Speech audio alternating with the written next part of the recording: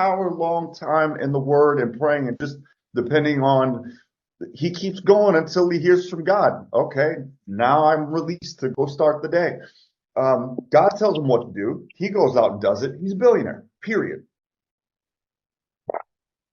And so I'm like, okay, I got to meet this guy because I'm at this level. I've been stuck at this level. I know there is something more to this whole thing than what I've been doing for 25 years. There has to be. I was bored. I memorized half the Bible. I'm giving 25% of my money away. I'm mentoring people. I'm this, I'm that. So freaking what, man? Like, that's a good, solid foundation. Everybody has to do it. You got to get through that phase. But then there's this quantum leap at some point that you have got to make.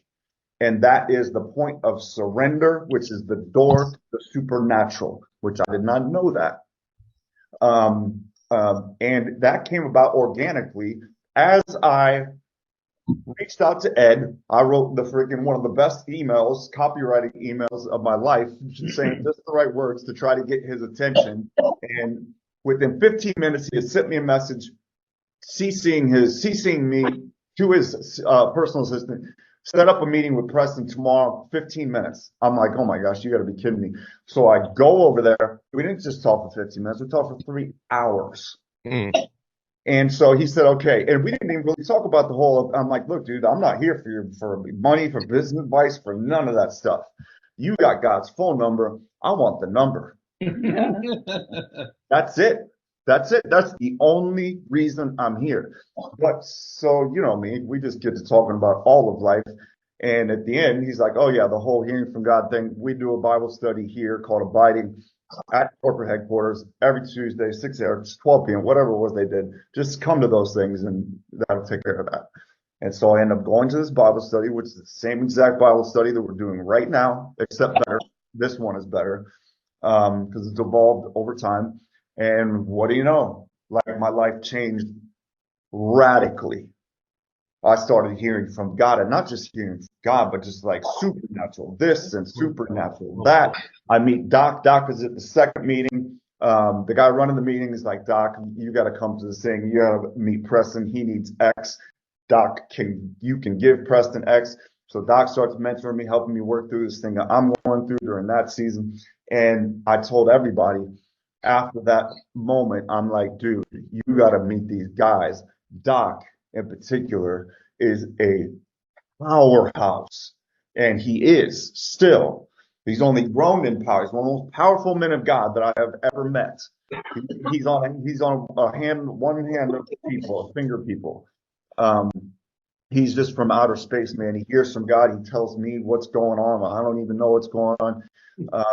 And so he is I'm going to start leading these Bible studies, and I'm doing this because God told me to do it.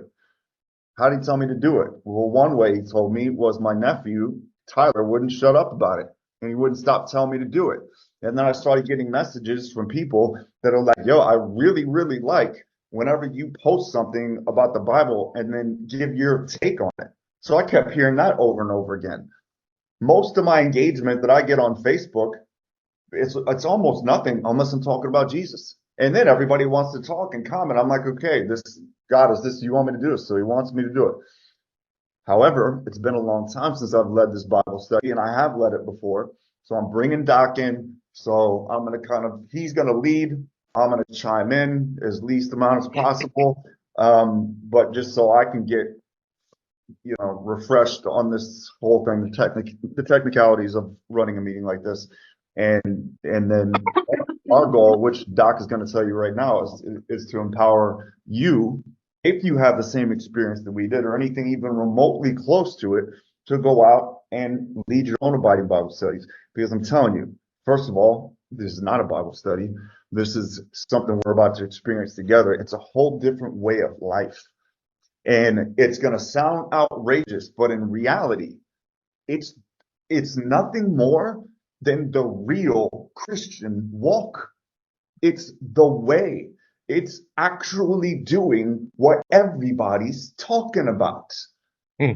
It's following Jesus, not the words on the paper, not the letter that kills, but the spirit which gives life to that word. And that's what just nobody gets. And so this is the eradication of guilt. It's the end of shame. It's the beginning of real freedom, right? You guys are like, it's just, I don't know, God is arranging this. This isn't my thing. So, I know thousands of people. Well, they know me anyways. And I got 20 people here, 20, 30, 40, whatever. God chose y'all for this. Okay. So, let's just see what he's going to do. Let's see what the plan is.